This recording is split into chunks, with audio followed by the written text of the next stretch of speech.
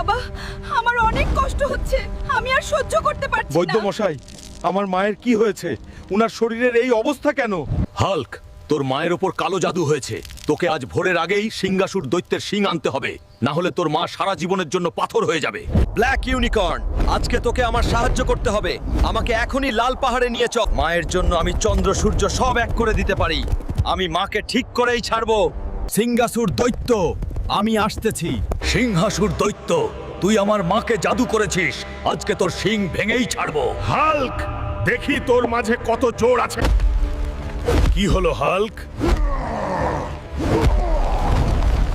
সব হাওয়া কি এখন বাহির হয়ে গেল? এই সবাই, এই হাল্ককে বন্দি কর, সে যেন পালিয়ে যেতে না পারে।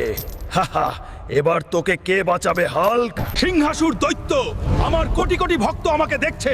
আমি আগামী পর্বে তোকে শেষ করেই ছাড়বো। তোমরা সাবস্ক্রাইব করে আমার